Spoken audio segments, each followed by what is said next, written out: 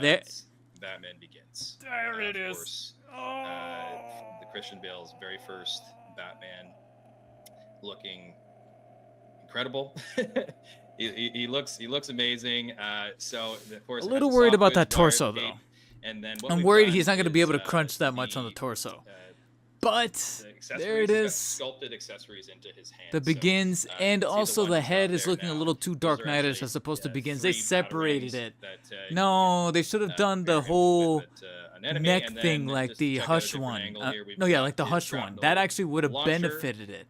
as well. And then let's take a look at it I mean, in the it favors the packaging possibility, just to but see in everything terms that it of comes with. accurateness, it So the actually other would have been additional better to have accessories the whole are head the and neck solo be one piece. batarang, and It's the then one time I would have forgiven it. there is the base And art accessories are card. kind of So generic. Yeah, Danny, I'm that looking that forward to that it. Keaton was Mhm.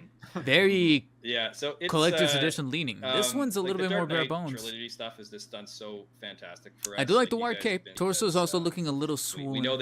they've been tricky to get I, because it's been so I'm gonna have popular to the look last at this a couple bit years, more but in broader definitely stay resolution. tuned We're for gonna this one. definitely I'm have to sure go it's back going to to be a this one and popular look at it piece. more Now, broadly. McFarlane himself does have just a tiny, tiny little bit of potential bias towards the Keaton Batman, because following that was the next one that was about to get me to have a similar reaction, only to then start to kind of downplay itself as time went on with the look of it. And that is going to be the proverbial Batman Begins Batman figure from Batman Begins, which is marking its 20th anniversary next year. So it's rather poetic and just downright right for Batman Begins to get released by McFarlane in 2025, 20 years later. And it was initially awesome to see that. I can see the little buckles right here, the symbol on the chest, the paneling, the look to the suit that looks very militaristic, like like something that was made for the army, like Lucius was mentioning in Batman Begins.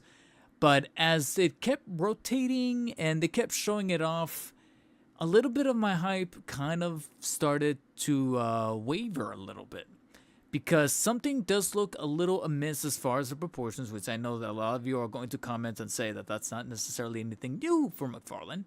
But I do notice it just a little bit in the arms and in practically all of the limbs versus the torso. The torso is looking a little pudgy. It's just looking a little strange, like it needs a little bit of refinement. I do like that you have a tease at the accessories as far as the batarangs there on the hand, but then when we cut to it in box, the batarangs and the grapple are really about it. So we're not going crazy like we were doing with the 89 Keaton, and that makes me wonder, like, wow, both of these are part of the same wave retailing for $22.99, and yet I'm looking at one and thinking this is almost on the verge of being a collector's edition, to the point where maybe for $30 I would be down, which is the Keaton Batman, this standalone release.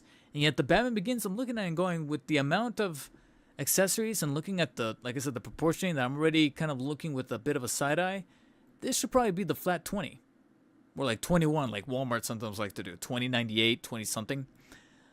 I do appreciate that the cape, the wired cape is coming, and it looks like it's continuing to be just the mainstay for DC Multiverse from here on out. It's just going to be wired capes, whether it be with the nylon fabric or legitimate cloth. But I was just expecting a little bit more out of the Batman Begins, considering how hyped I was when reading it from the leaks, which this also came from, which makes me think that we should probably be looking back at that leaks document and go over it again at some point or during some downtime, just to see exactly, just to kind of prepare of what's coming down the pipeline in the foreseeable future for McFarlane.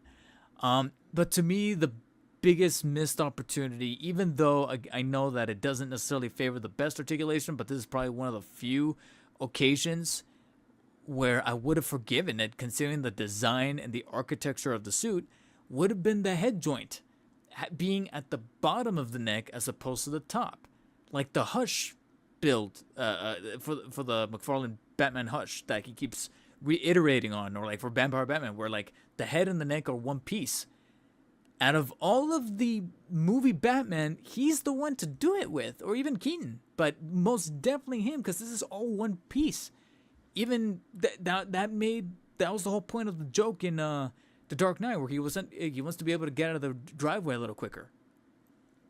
It should have happened here, and instead they gave him the neck joint, so yeah, he can turn the head 360. But I'm like, this is one of the rare times where I think he should have had the articulation at the base, so I could just do this as opposed to actually doing this, because that was reserved for the Dark Knight. And then it's again the thing with the neck joint, the swollen torso. Although here in the neutral position, it looks a little better in box.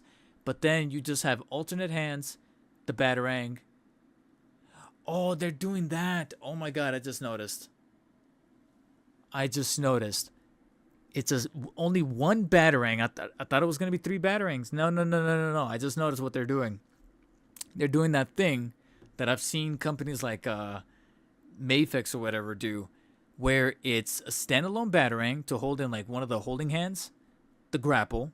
That's all gold plated, lacking. I can already tell from here it's lacking some black accents. I could have probably amplified it a little bit better, McFarlane. Again, there you go with the paint. The fist hand.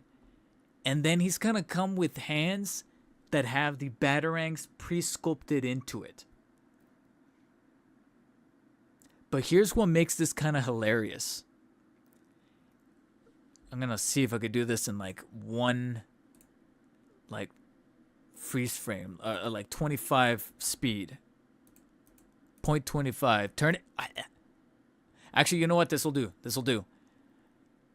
Look at the size of the Batarangs for the pre-sculpted ones. And then look at the separate one.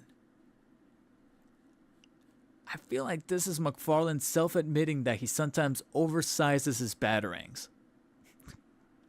He's got a bit. He's overcompensating his Batarangs. He's overcompensating on the Batarangs, guys. Yeah, because they're not even the same scale on that pre-sculpted hand. Look at that. I could be wrong because they are poking a little bit more out from underneath here, but at the same time they don't. They do look a little bit smaller. I don't know if it's just me, but again, here it's where I see the torso and then I look at it next to the arm and I'm like, yeah, I'm scared that this might be a little bit too pudgy, a little too girthy.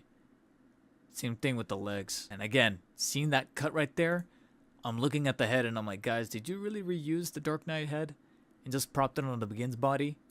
Because I'm telling you, it was the perfect opportunity to have utilized that whole piece for the head and for the neck, because that's in line with the suit.